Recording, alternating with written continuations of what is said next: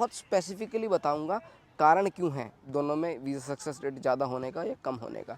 बात करो सबसे पहले कनाडा की, तो कनाडा का जो वीज़ा सक्सेस रेट है वो, इसके अलावा अगर बात कर लेते हो कनाडा की, तो कनाडा में अगर आप आते हो तो कनाडा के अंदर तो भैया फ़ीस जो है वो ठोक के ली जाती है, क्योंकि कनाडा की इकोनॉमी जो है वो इंटरनेशनल स्टूडेंट्स के ऊपर बहुत भारी तरीके से। हेलो एवरीवन, स्वागत है आपका इस चैनल पे। मैं हूँ आपका कनेडियन दोस्त अंकित।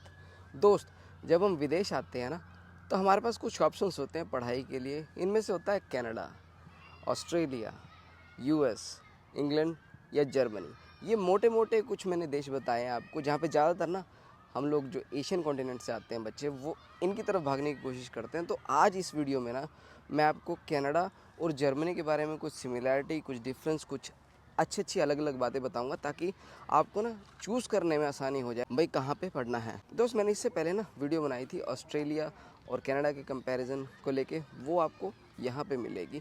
अब अगर बात करते हैं, देखो मैं ना काफ़ी ऐसी चीज़ें ना कवर करता हूँ अपने चैनल पे, जिसमें कि आपको जो रियल टाइम लाइफ में आपको यूज़ आएंगी, प्रैक्टिकल बातें बताऊँगा, ताकि जो है ना ज़िंदगी आसान हो जाए, चाहे कनाडा हो चाहे जर्मनी जाओ। दोस्त, सबसे पहले अगर बात करते हैं भी, जब आप विदेश आते हो तो उसमें लगता है धन, और धन की व्यवस्था कई बार हो जाती है, कई बार नहीं होती है। तो ज़्यादातर हमारे जो बच्चे हैं ना, जिनकी धन की व्यवस्था थोड़ी सी कमज़ोर है, वो जर्मनी की तरफ जाने की कोशिश करते हैं। क्यों? इसका कारण ये है कि जर्मनी में ना फ़ीस नहीं लगती। फ़ीस ना लगने की वजह से बहुत एक मेजर डिफरेंस आ जाता है स्टडीज़ के अंदर। क्योंकि वहाँ पे क्या होता है कि आपको, अगर आप पब्लिक यूनिवर्सिटीज़ के अंदर जा रहे हो तो आपको फ़ीस नहीं पे करनी होती है। आपको नॉर्मल खर्चा जो होता है आपका, जो लाइब्रेरी वगैरह का और ये ट्रांसपोर्टेशन वगैरह का, यही देना होता है। तो वो आपको काफ़ी ज़्यादा वहाँ पे आपको बचत होती है। और इसके अलावा अगर बात कर लेते हो कनाडा की, तो कनाडा में अगर आप आते हो तो कनाडा के अंदर तो भैया फ़ीस जो है वो ठोक के ली जाती है, क्योंकि कनाडा की इकोनॉमी जो है वो इंटरनेशनल स्टूडेंट्स के ऊपर बहुत भारी तरीके से आश्रित है, मतलब डिपेंड है। तो कनाडा में अगर आप करने आ रहे हो अपनी मास्टर्स, तो आपकी जो है ना फ़ीस लगेगी वो $35,000 से $40,000। और अगर करने आ रहे हो बैचलर्स या फिर कोई डिप्लोमा का कोर्स, तो आप ये लगा के चलो भी आपका पर ईयर का जो खर्चा आएगा वो आपको ना, मतलब 7 या 8 हज़ार डॉलर के आसपास आएगा। तो $16,000 आपकी डिप्लोमा की फ़ीस हो जाती है। और रही बात वही बैचलर्स की, तो हर सेमेस्टर के आप लगा सकते हो भी, 3 सब्जेक्ट अगर आप ले रहे हो तो $1,500 यहाँ पे एक रेगुलर फ़ीस है बैचलर्स में पर सेमेस्टर की। तो ये तो होगी आपकी जो फ़ीस की बात थी। इसके अलावा अगर हम बात करते हैं बाकी खर्चा क्या है, देखो 2 अकाउंट होते हैं। एक होती है GIC, ठीक है, जो कि कनाडा के लिए होती है, और दूसरी होती है ब्लॉक अकाउंट। ब्लॉक अकाउंट कहाँ है? ब्लॉक अकाउंट जर्मनी के लिए। ब्लॉक अकाउंट के अंदर आपको जर्मनी में 11,208, जबकि कनाडा की अगर बात करते हैं तो आपको 10,000 कैनेडियन डॉलर जमा कराने पड़ते हैं। इनमें पता है किस तरीके से ऑपरेट होता है? बैंक दर बैंक डिपेंड करता है। कनाडा के अंदर जो $10,000 हैं, वो कुछ बैंक आपको $650 या $635 के हिसाब से आपको देते हैं। कुछ बैंक आपको $1,000 पर मंथ के हिसाब से GIC देते हैं। इसके अलावा अगर ब्लॉक अकाउंट की बात करते हैं, अगर आपने 11,200, तब तो आपको $900 के आसपास आपको पैसा मिलना है, ठीक है। इसके अलावा अगर ज़्यादा आपने जमा करा रखे हैं तो फिर ज़्यादा में फिर आपको ज़्यादा पैसे मिल जाएंगे पर मंथ। ये तो होगी फाइनेंशियल रिक्वायरमेंट्स भी, इतना इतना पैसा आपका जब पढ़ने जाओगे तब लगता है। चलो ठीक है भैया, पैसे की बात तो अब होगी। अब ये बताओ भी वीज़ा सक्सेस रेट कहाँ पे ज़्यादा है। बहुत स्पेसिफिकली बताऊंगा कारण क्यों है दोनों में वीज़ा सक्सेस रेट ज़्यादा होने का या कम होने का। बात करो सबसे पहले कनाडा की, तो कनाडा का जो वीज़ा सक्सेस रेट है वो जो जर्मनी है उसके कंपैरिजन में कम है। उसका रीज़न पता है क्या है? उसके ना 2 रीज़न है। एक तो ये होता है कि जो कनाडा है वहाँ पे ना आपको आइल्स का जो स्कोर है वो 6.5 बैंड अगर आपके आते हैं तो ये कंसिडर करते हैं आपको वीज़ा देने के लिए, ज़्यादा कंसिडर करते हैं मतलब। और अगर दूसरे पॉइंट की बात करते हैं तो कनाडा में जो जो आपका वीज़ा लगता है ना, वो आपकी एम्बेसी के थ्रू डिसाइड होता है। भाई एम्बेसी में आपकी फ़ाइल जाती है, वहाँ पे आपको ये डिसाइड करके दिया जाता है कि हाँ भाई इसका वीज़ा देना है कि नहीं देना है। तो इसमें यूनिवर्सिटीज़ और कॉलेजेस इतना बड़ा फैक्टर प्ले नहीं करते हैं।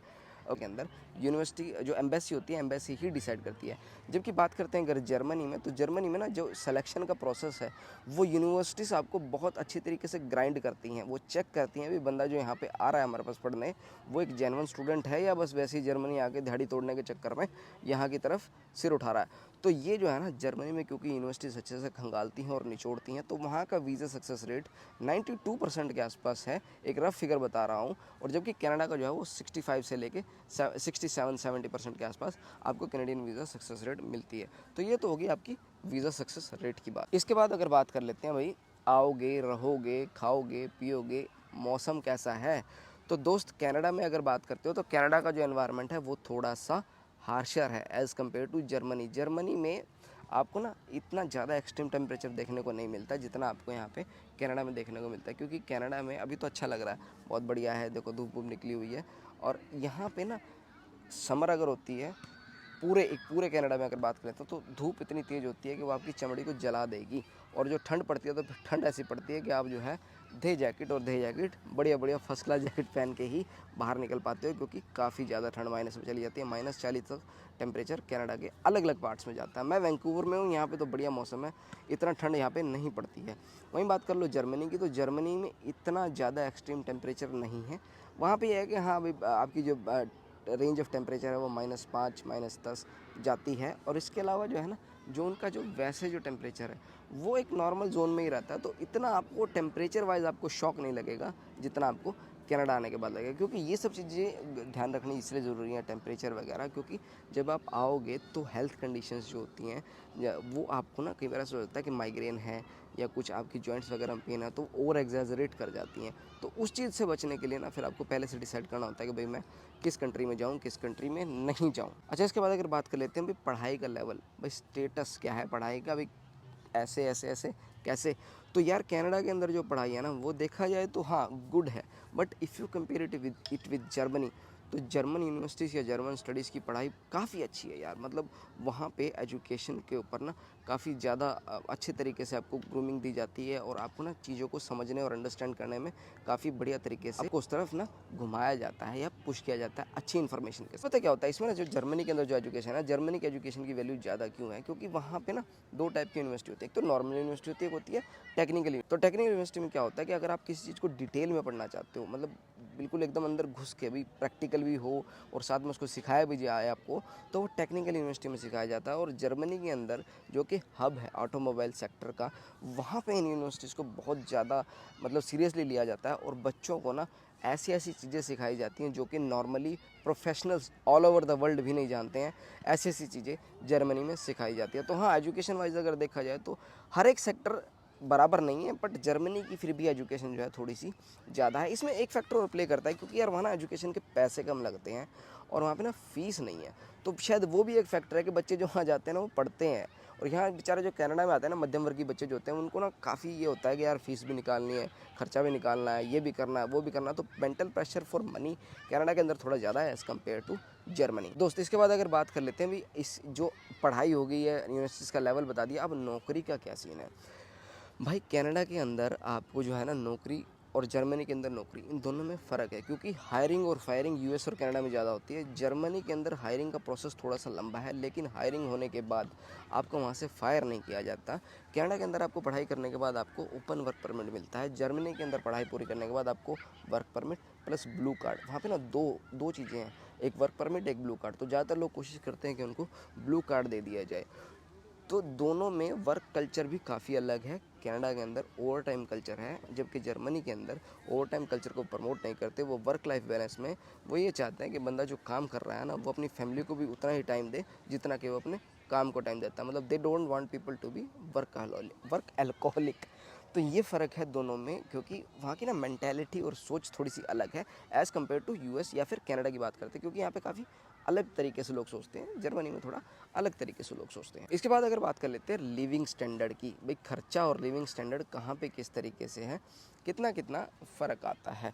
दोस्त अगर बात करते हैं लिविंग स्टैंडर्ड की या खर्चे की, तो दोनों देखो, वहाँ की जो कमाई और यहाँ की कमाई, वो उसके हिसाब से ना दोनों में लिविंग स्टैंडर्ड दोनों कंट्रीज़ में एक जैसा ही है, क्योंकि दोनों ही डेवलप्ड कंट्रीज़ हैं।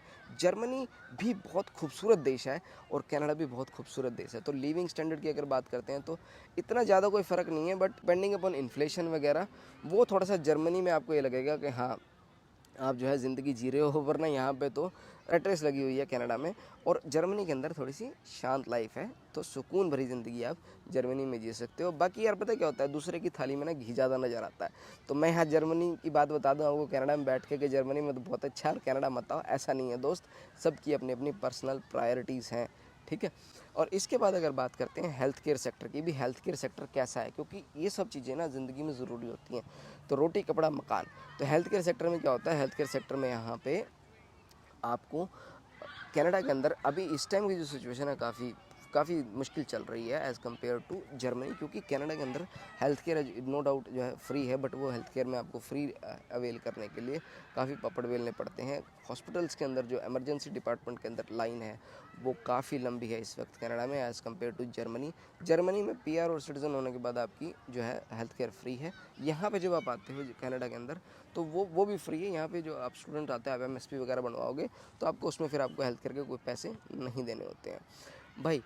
अच्छा, इसके बाद अगर बात कर लेते हैं भाई सैलरी कहाँ पे ज़्यादा मिलती है और जॉब्स कहाँ पे ज़्यादा है, तो यार देखो दोनों तरफ जॉब मार्केट जो है ना वो ऐसे ऐसे हो रखा है। क्यों? कारण क्या है कि रिसेशन और मंदी जो है वो इससे ना अपना वर्ल्ड जो है गुजर रहा है इस वक्त। जो यहाँ पे जो गोरे वर्ल्ड है ना वो गुजर रहे हैं। तो इसमें क्या है कि जो कनाडा के अंदर जॉब मार्केट है वो थोड़ा सा एक तो ओवर सैचुरेटेड हो गया है बड़े बड़े सिटीज़ में, क्योंकि बच्चे जो हैं उनका आउटफ्लो ज़्यादा है और जो इनफ्लो या सकिंग अप है जॉब्स का वो कम है। तो कनाडा के अंदर थोड़ा सा ना जॉब का मामला ऐसा ही चल रहा है।